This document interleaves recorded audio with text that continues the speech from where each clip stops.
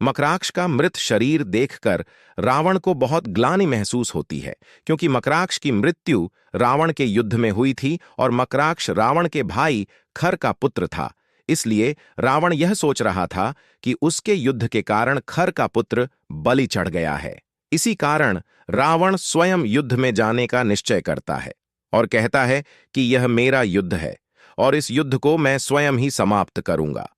आज मैं स्वयं रणभूमि में जाकर युद्ध को समाप्त कर दूंगा। अगर यह युद्ध लंबा चला तो यह लंका के हित में नहीं है। रावण की यह घोषणा सुनकर उसका पुत्र इंद्रजीत स्वयं युद्ध में जाने की बात कहता है, लेकिन रावण उसे भी नकार देता है और कहता है कि यह मेरी लड़ाई है, इसलिए सबसे पहले मुझे ही सामना करना पड़ेगा। क्रोध के वश में रावण अपने सेनापति को आदेश देता है कि मेरे साथ सेना को युद्ध में जाने के लिए तैयार करो। सेना के एक नई टुकड़ी को साथ लेकर लंकापति रावण बाहर युद्ध भूमि में आता है और आते ही गरजता हुआ अपने धनुष की प्रत्यंचा खींचता है। रावण के धनुष की प्रत्यंचा के डंकार से आसमान में बिजली कड़कने लगती है। गरजता हुआ रावण राम को युद्ध के लिए ललकारने लगता है और पूछता है, कहाँ है राम? आज उसकी मृत्यु मेरे हाथों निश्चित है। यह सुनकर वानर राज सुग्रीव रावण के सामने आते हैं और उसे बोलते हैं, हे रावण, तुम जैसा दुराचारी और पापी श्री राम प्रभु के दर्शन के लायक नहीं है, इसलिए उनसे युद्ध करने से पहले तुम हमसे युद्ध करो, क्योंकि तुम्हारे कार्य तो इस लायक भी नहीं है कि तुम प्रभु श्री राम के हाथों दंड पा सको। यह कार्य भी मुझको ही करना पड़ेगा। यह कहकर सुग्रीव और रावण में युद्ध शुरू हो जाता है। सुग्रीव रावण पर अपनी गदा से प्रहार करता है, लेकिन रावण बहुत ही सहज तरीके से उसके गदा के प्रभाव को निष्फल कर देता है। तब रावण अपनी शक्ति से सुग्रीव पर प्रहार करता है और वह रावण के रथ से दूर जाकर कितना है। सुग्रीव जब भूमि पर गिरे हुए थे तब रावण उन पर तीर चलाता है, लेकिन उसी समय लक्ष्मण जी आकर अपने बाण से रावण के बाण को काट देते हैं। रावण को फटकारते हुए लक्ष्मण जी कहते हैं, एक मूर्छित पर तीर चलाना किसी योद्धा का काम नहीं है। हे रावण, तुम इतने शक्तिशाली होते हुए भी एक कमजोर की तरह युद्ध करते हो और एक मूर्छित पर प्रहार करते हो।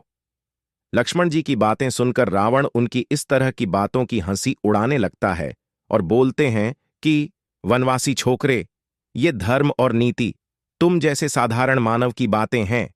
मेरे जैसा शक्तिशाली राजा जो करता है वही धर्म है।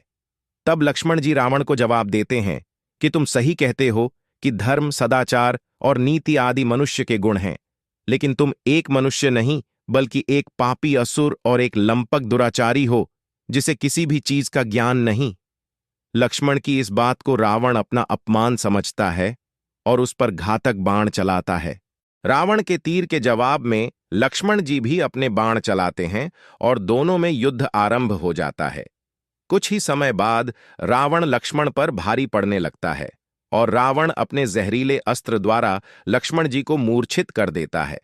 लक्ष्मण जी के मूर्छित होते ही अंगद और जामवंत उन्हें वहां से लेकर जाने लगते हैं। तभी रावण मूर्छित हुए लक्ष्मण पर भी बाण चलाने की कोशिश करता है, लेकिन बजरंगबली हनुमान रावण के सामने आ जाते हैं और उस पर प्रहार करते हैं। रावण तथा हनुमान जी के बीच युद्ध आरंभ होने ही वाला था कि तभी श्री राम वहां पर आ जाते हैं और बोलते हैं, वाह रावण, वाह!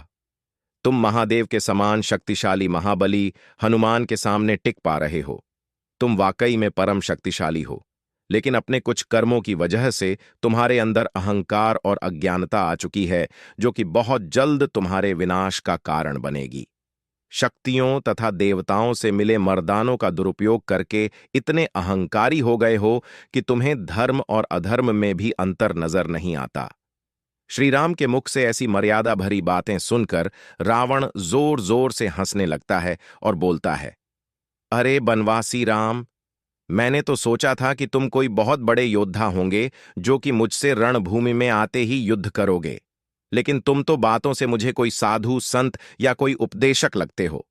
अगर तुम इतने ही शक्तिशाली या धनुर्धारी हो तो आओ और मुझसे युद्ध करो। आज मैं तुम्हारी सारी गलतफहमियां दूर कर दूंगा।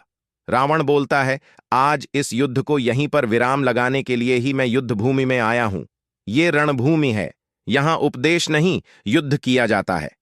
अगर तुम्हारे अंदर साहस है तो मेरा सामना करो। यहां सवाल भी बाण करेंगे और उत्तर भी बाण ही देंगे।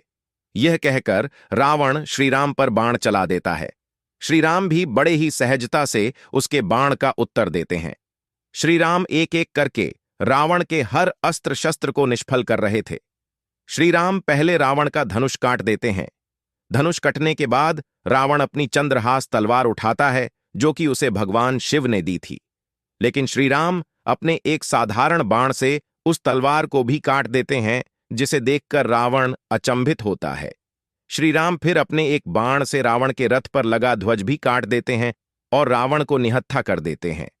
रावण को पूरी तरह निहत्था करने के बाद श्री राम रावण को अंतिम चेतावनी और संदेश देते हैं और बोलते हैं, हे रावण, तुम जिस शक्ति का अहंकार करते हो, आज उसका परिणाम देख चुके हो। इस वक्त तुम मेरे सामने केवल इसीलिए जीवित खड़े हो क्योंकि मेरे रघुवंश में किसी निहत्थे पर वार नहीं किया जाता। तुम आज केवल अपने शत्रु की दया के कारण जीवित हो। जाओ और आपने घाव भरो, क्योंकि अगली बार तुम्हें क्षमा नहीं किया जाएगा। मैं तुम्हारे समस्त पापों का दंड देने के लिए आया हूं और देकर जाऊंगा। श्री राम के हाथों निहत्था होकर और जीवन दान पाकर रावण शर्मसार हो जाता है और अपने रथ से उतरकर पैदल लंका की तरफ चल पड़ता है। उसकी सेना भी पीछे पीछे चली जाती है, जिसके साथ ही पहले दिन का युद्ध समाप्त हो जाता है।